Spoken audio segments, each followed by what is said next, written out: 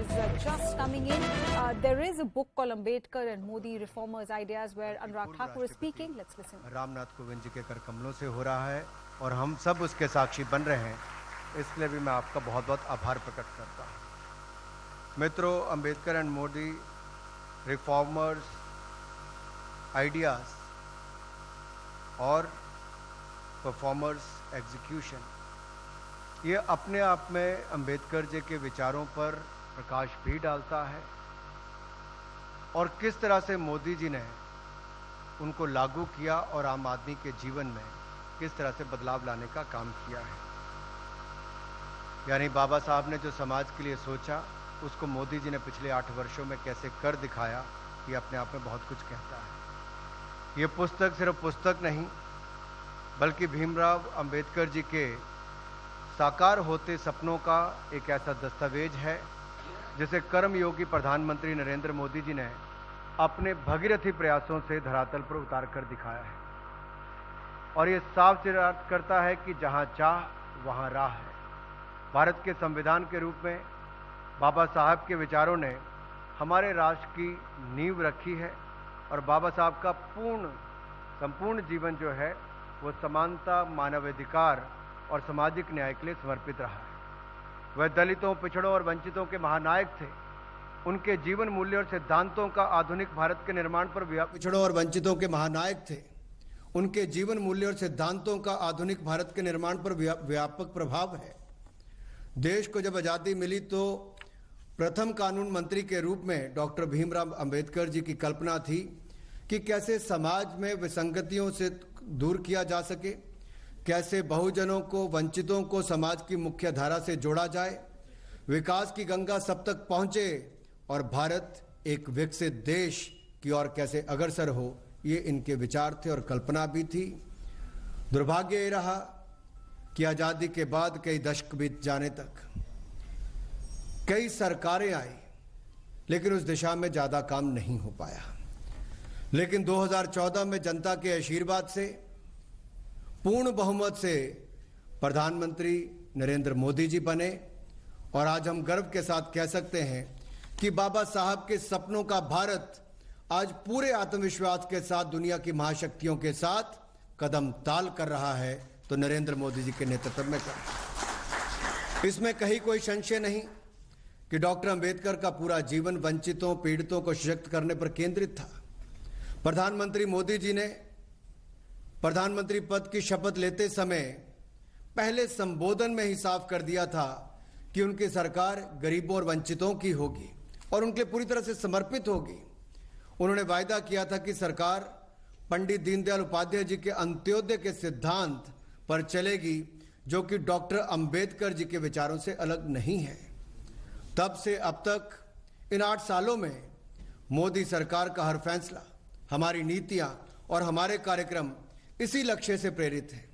और मैं धन्यवादी हूं ब्लू क्राफ्ट का कि उन्होंने गहन शोध और प्रमाणिकता के साथ सारे तथ्यों को अंबेडकर एंड मोदी नामक की इस पुस्तक के माध्यम से संकलित करने का पुनीत कार्य किया है।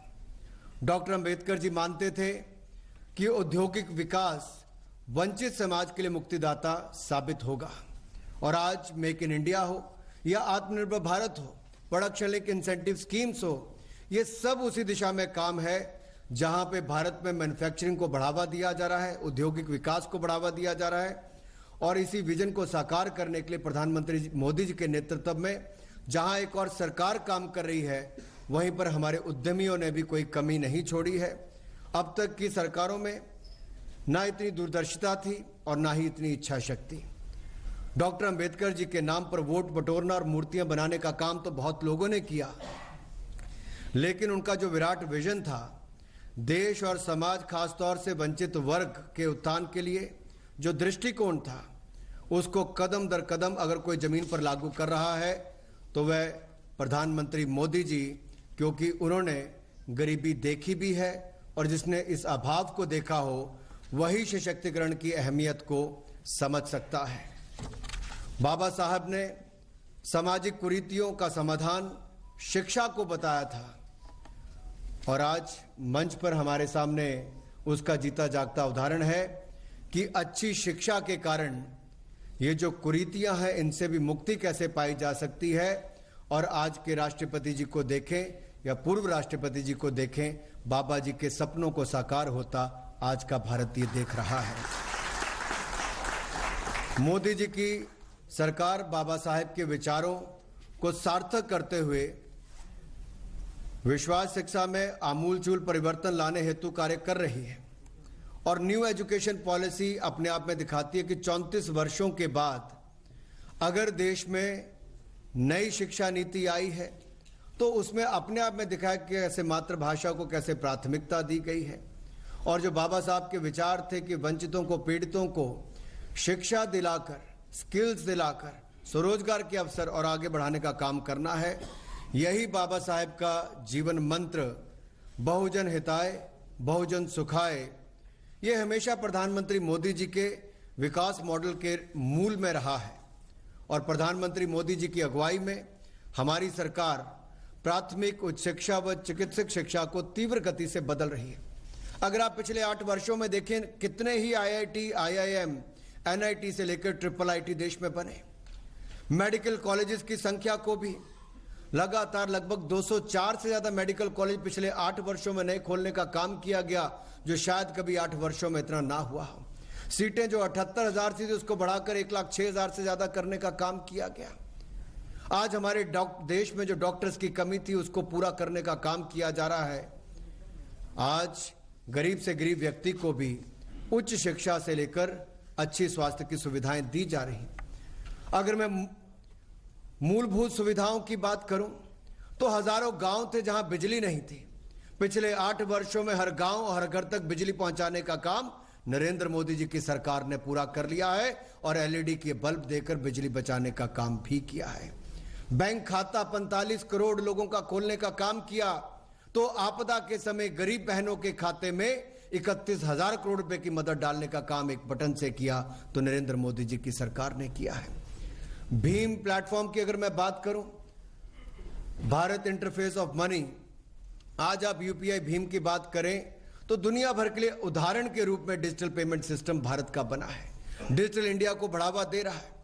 वहीं पर उज्ज्वला योजना के माध्यम से लगभग 12 करोड़ बहनों को रसोई गैस का सिलेंडर दिया, 11 करोड़ से ज्यादा शौचालय बनाने का काम किया, 3 करोड़ से ज्यादा पक्के मकान बनाने का काम किया। आप कल्पना कीजिए, जिस बहन के दिन की शुरुआत पहले खुले में शौच करने जाने के लिए सूर्योदय से पहले होती थी, जंगल में लकड़ी ले जाने के लिए और चूल्हा जलाने के लिए, फिर धुआं खाने के लिए होती थी, आज उसके जीवन में कितना बड़ा बदलाव आया है।